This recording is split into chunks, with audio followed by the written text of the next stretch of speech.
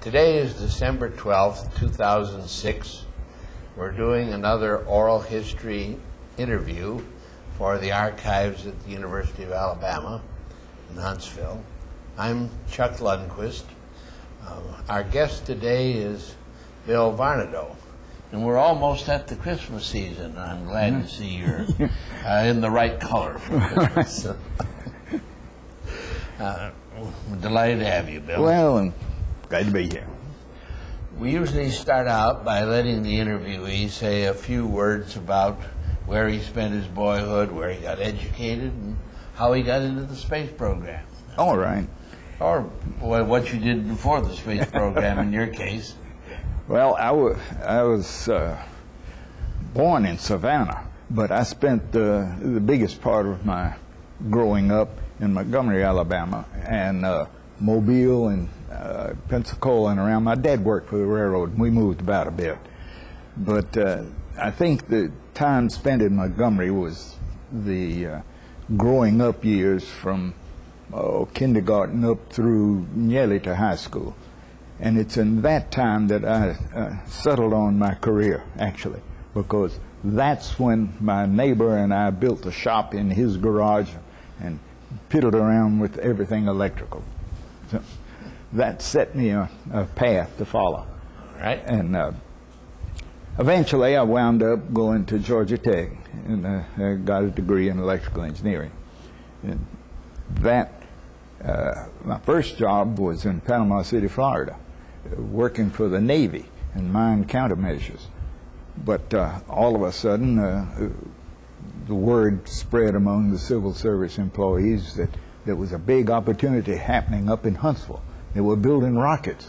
And I say, that's for me. I'll go up there.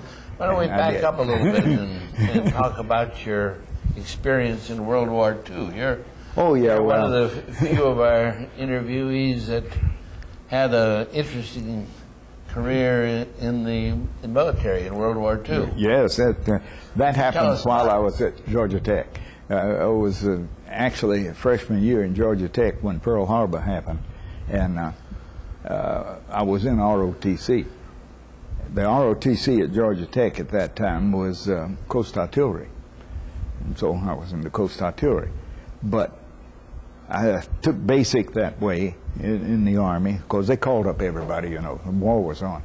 And I went back to school. I was supposed to go to an officer training school, but it was full. So we were at Georgia Tech taking classes, but waiting on an instant to be shipped out again. And so we didn't study very hard under those circumstances, being in Atlanta in uniform. But so I said, I have to get out of this. The end of the quarter was coming up. Grades were poor. Finals were approaching. I said, I don't want this on my record. I went down and switched over to the Air Force. They shipped me out immediately. And training was very rapid then. I wound up in England in the 8th Air Force, and I flew 26 missions over Germany during the war. Well, that's quite a career. Then you came back. Oh yes, when the war was over and we were mustering out in the summer of '45, I had enough points with the combat so that it was clear I was going to get out immediately. And sure enough, I was discharged in September, and I had accumulated a lot of leave in all this time in the Army. And it was Army Air Force in those days. And I wanted to go to school. So I went to school and actually started the fall quarter of '45 while on terminal leave. I was technically still in the Army starting the school again. But I did. I went on back to school and finished up immediately. So you got a master's degree too, didn't you? No. You didn't? Okay. No, I went to graduate school for a quarter or two, but I didn't go on. Okay. Well, let's go back now. You were starting to tell how you got to Huntsville. And let's pick that up again. Yeah, I came to Huntsville. A friend of mine came up and got a job, and he came back with glowing reports of the missile work. And I came up, got a job, And I went back with glowing reports of the missile work. And eventually, everybody in our little unit down there got a job up here. What year was that? Let's see, that was 1952, I believe. 52. So that's very shortly very after beginning. Brown Yes. arrived here in Huntsville Yeah. with his associates. That's right. When we came here, this was the old gas plant, and we were in buildings with pipes running around everywhere. And when I got here, even though I had been working for the Navy and had a secret clearance, the Army was different. You had to go through the whole clearance program again. So they sat me down and laid out a big schematic of the V2 and said, learn that. That was my beginning. So I learned the V2 schematics as a beginning. What organization were you in at that time, or what lab? The launching and handling. Launching and handling. Yeah, launching and handling, it was charged with the responsibility of taking whatever came out of the research programs and making it suitable for troops to use in the field, because it was Army ordnance in those days. Was Debus the director of that then, or? No, I don't think so. Actually, my lab director was Hans Huder. Okay, that's what I wanted to know. Yeah. It was Hans Huder then. Yeah. And my specific job, I was hired in as deputy director of the electrical section of the launching and handling group. Well, when you got your clearance process through, what did you do then? Then that was my job, I say, to adapt this stuff, pull out all the monitors, more or less, and make it adaptable for troops. The troops And this could was use. for the Redstone? This was the Redstone. For the Redstone, This yes. was the Redstone. That was in progress when it was on the drawing boards when I came. Actually, they hadn't built one yet. But Were you? I got to watch the first static. You did? I remember when they had the first static, they turned out all the labs. Everybody turned out and went and sat up on the hill and watched the static test. It was a big milestone. What year was that then? Oh, gee. I got don't tied worry. down to years. Sometime in the early 50s, Yeah, anyway. it was, and Well, you became very aware of or very much acquainted then with all the wiring in the Redstone. oh yes, that was really my job then. As a matter of fact, I still have a set of the Redstone schematics at home in the library. You ought to think of donating those to the archives. Yeah. Yeah, we were trying out all kinds of schemes to make this thing troop compatible. I remember one scheme we were going to do, in lieu of a blockhouse, we was going to get a tank and put the instruments in a big tank. And so they checked out a tank and had it there at the place. And we tried it, and no, there wasn't room. They just couldn't cram all the stuff we needed in there. And so that went by the board. A year or two later, somebody came around and said, "Where's the tank?" Nobody knew. That thing had vanished in the meantime. And the poor guy who had signed for it was being held responsible for one tank. They eventually found it out on a firing range. It had been buried, all but the turret. Oh, I see. Well, you mentioned some interesting tests involved in erecting the Redstone. Oh, yeah. You might tell us about some of that. Oh, yeah. That was one of the major projects going on with launching and handling at that time, because the missile was built horizontal. But when it got ready to fire, it had to be standing vertically on the deflector pads. And to get it from that position to this one in the field, because the Army wanted to be able to take this thing out in the field and shoot it, spawned all kinds of techniques and schemes. A big gantry crane, which we had trouble with because the gantry part, when they were erected, would go out of whack and jam. And also, one of the schemes they had was to stand it on a little pivot and build a big A-frame and pull it up with cables. Well, that generated a kind of amusing incident, because one of the tests that we were running was to see what kind of tension was in those cables. and they put a dynamometer, a fish scale, in the cable. But nobody wanted to get up close enough to read that scale, because if a cable broke, it would be quite dangerous.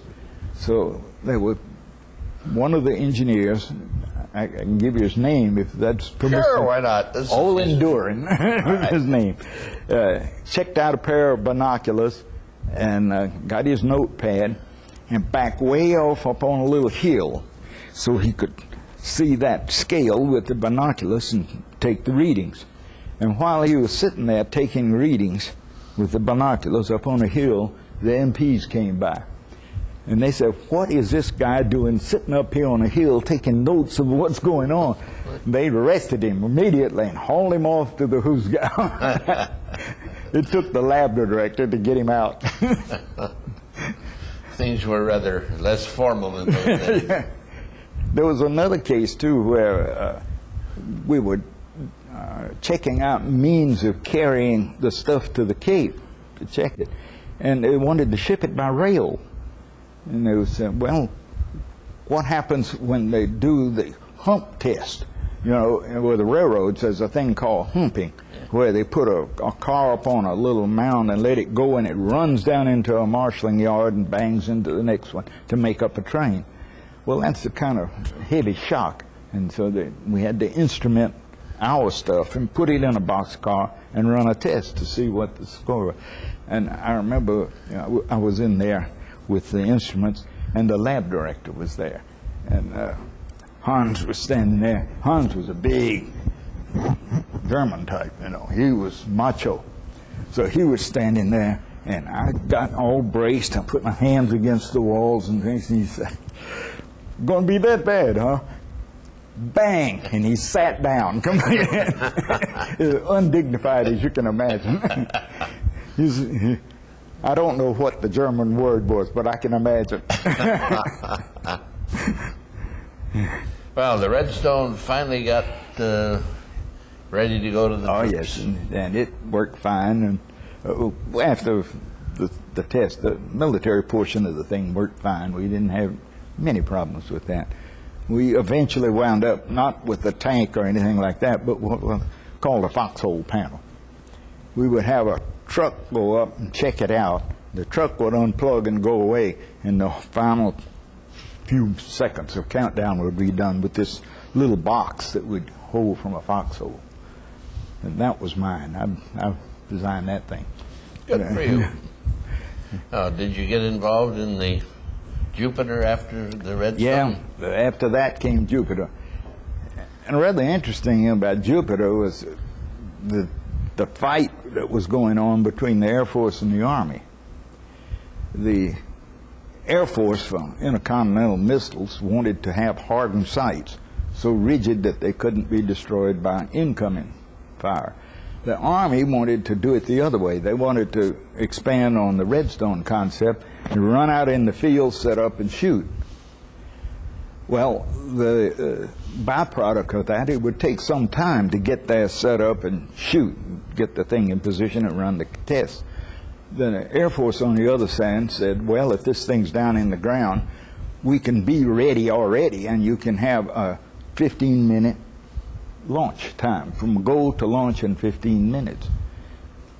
So both criteria were dumped on us, the launching and handling people. How do you build this thing so that which one was it going to be? Was it going to be the carry it out in the field, or was it going to be in a silo somewhere? And we were sitting on pins and needles not knowing which way to design it. And suddenly time just ran out. We had to make something, so we made it both. We made it so it would go in the field and shoot in 15 minutes. And that was that was quite a job. I remember from the time they said go, I took a notebook out and sketched what the checkout trailer would look like. I made a little sketch of it. Within 1 year later, it was hardware. You can't do that these days. You can't do that. Well, moving on to other things that happened during that same period, I know you got involved in organizing a chapter of the National Speleological Society. Yeah, quite independent of space, was underground, going in the other direction. And a fellow that I know sitting right there and I hold the first meeting of a group dedicated to exploring caves. We said, put a notice in the paper and said, let's meet at this time in this place and talk about what we can do. And a whole bunch of people showed up, and we did. We organized the first little chapter of the National Society here in Huntsville, which is still here, and they held the National Convention here last year. So. One of the things we might just take a few minutes to talk about, since this is an oral history, Walter B. Jones was a native of this area, and at that time state geologist, and a very interesting historical character. Can you say a few words about Walter? Oh yes, Walter was quite a character. When we first organized, and we said we need to formally organize, get a charter for the National Society, and that was the first person to contact was Dr. Walter B. Jones, because he was the state geologist and he would know all the ins and outs.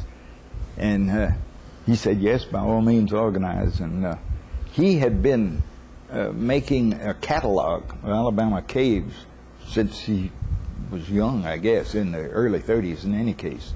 And once we became organized, he turned that catalog, the compilation of it, over to me. And so I carried it on for many years. Walter, of course, is one of the members of the Jones family that's yes. well known here in Huntsville and part of the Huntsville history, and was a very fine gentleman who retired here in Huntsville when yes. he left the state service. I met Walter for the first time in a cave. I think we had set it up to meet by telephone or somehow, and we were to meet at Sauter Cave, and he was going to show us some things in there. And I was a little late getting there. It was to be me and you, Chuck, and Walter. And so I was a little late. I got there, and apparently y'all were in the cave. And so I went trudging back in the cave, and sure enough, way back there in a kind of tight spot, I met somebody coming the other way. And it was Walter B. Jones and Chuck Lundquist. Now, Walter was an interesting resident and development of the Huntsville community. Yes. Well, going back to your career at Redstone, after the Jupiter experiences, did you continue on, or what did you do? Yes, after Jupiter came Pershing, and we had started work on Pershing and had just gotten underway with it good when NASA took over. And then everybody was faced with the choice. Do you stay with the Army or do you go with NASA? I chose to go with NASA, as many did, I think the majority. But that left my laboratory, launching and handling, high and dry, because it had no function. There were no military uses for this thing, so most of us split up and went in various other organizations. I went to Test Lab for a short time. When they was building the big static test tower out there, I did some work on that. But eventually I wound up with the systems group in structures and mechanics there for a while. But then they found a slot over in astronautics where I really belonged, and I moved back over there and worked with Bob Aiden's group in the electrical section.